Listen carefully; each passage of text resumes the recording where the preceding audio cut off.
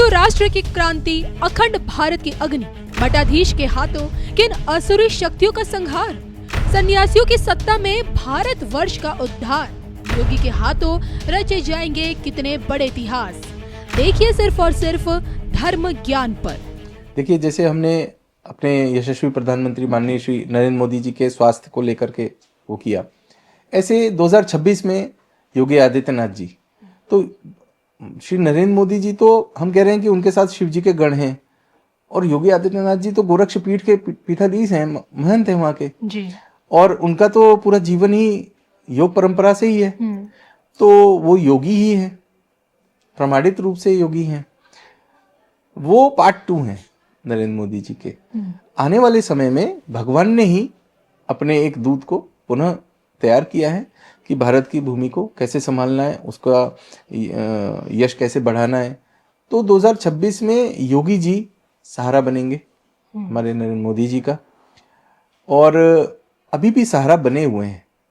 2026 में योगी जी के लिए भी चैलेंजेस होंगे, क्योंकि हमने कहा ना कि धार्मिक विद्वेष फैलाने की साजिशें होंगी हमारे देश में, और इसमें हमेशा से केंद्र में रहते हैं योगी आदित्यनाथ जी।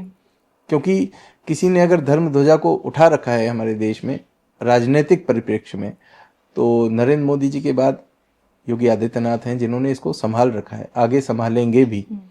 तो बिल्कुल चैलेंज है उनके लिए भी, आने वाले समय में चैलेंजेस हैं। बार बार किसी न किसी माध्यम से उनकी छवि को धूमिल करने का प्रयास होगा, ये सब चीज़ें, और ये राजनीतिक जीवन में चलता भी रहता है, लेकिन वो तैयार है।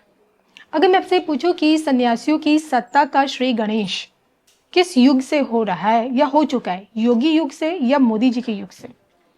देखिए, हम बार बार सन्यासी शब्द जब आ जाता है कविता जी, तो हमारा कहना है कि सत्येन न्यासति इति सन्यासी, जो सत्य को धारण करता है वही सन्यासी है।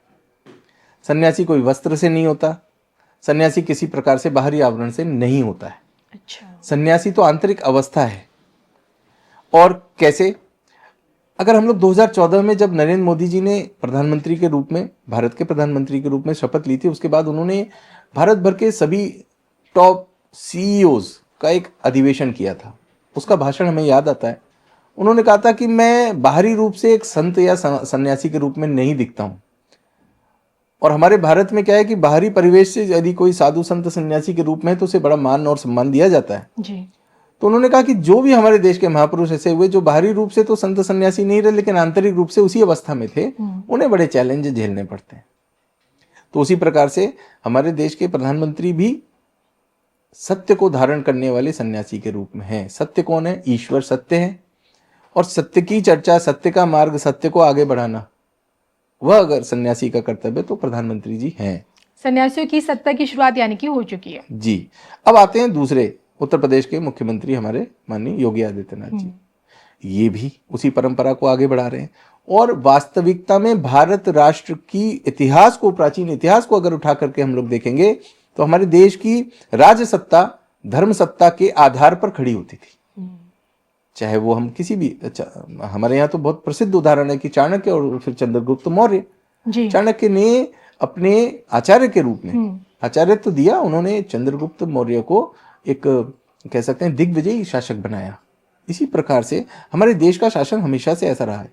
बार बार आप कविता जी एक प्रश्न पूछती हैं अपने जो भी गेस्ट आते हैं उनसे कि राहुल गांधी जी का क्या होगा, राहुल गांधी जी का क्या होगा, 2026 में राहुल गांधी जी का क्या होगा, ये भी तो प्रश्न उठता है।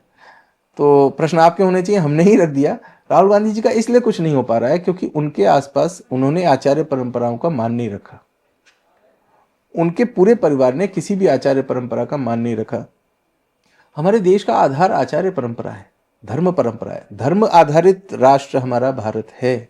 चाहे कितना भी कोई कह ले, कुछ भी कह ले, सेक्युलर है, ये है, वो है, लेकिन हमारा राष्ट्र भारत भूमि सदैव से धर्मपरायण रही है, धर्म पर ही आधारित रहेगी, आगे भी ऐसा ही रहेगा। जो धर्म का होगा, जो सनातन धर्म का होगा, वही यहाँ शासन करेगा। हाँ, यदा कदा कोई आंधी तूफान आकर के थोड़ा बहुत हिला सकता है, लेकिन भारत पर शासन उसी का रहेगा जो सनातन धर्म और सनातन धर्मावलंबियों की मान्यताओं की रक्षा कर सकेगा।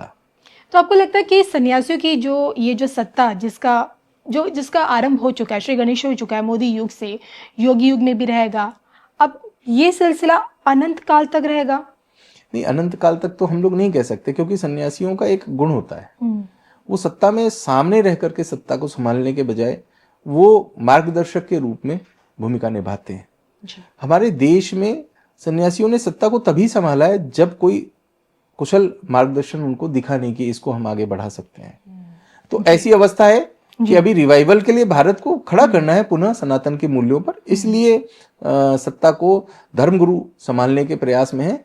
अन्यथा जब ऐसा समय आ जाएगा, जब अनुकूलता आ जाएंगी, तो निश्चित किसी कुशल नेतृत्व को ही ये सौंपा जाएगा और चलाएंगे वो लोग। तो ये अभी वर्तमान में व्यवस्था है। इसीलिए मोदी जी ने आध्यात्म का पथ पकड़ लिया था, वो निकल चुके थे अपनी आध्यात्म पथ की यात्रा पर, और स्वामी विवेकानंद जी उनके प्रेरणा स्रोत हैं। हमारे भी प्रेरणा स्रोत स्वामी विवेकानंद जी हैं, स्वामी रामकृष्ण परमहंस जी हैं। हम लोग किसी न किसी बिंदु पर एक ही हैं। आज वो हमारे देश की सत्ता में प्रधानमंत्री के पद पर सुशोभित हैं।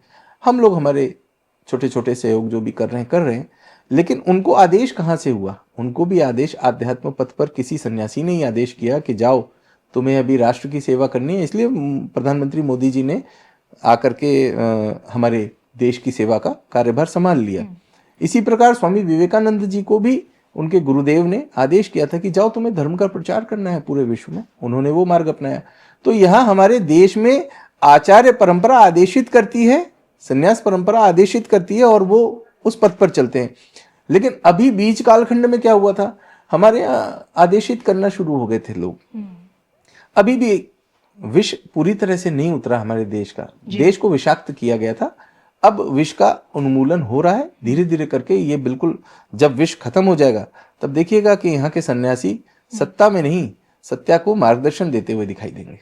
और सन्यासियों के इसी मार्गदर्शन में हिंदू राष्ट्र से बनता अखंड भारत नजर आ रहा है अब आपको?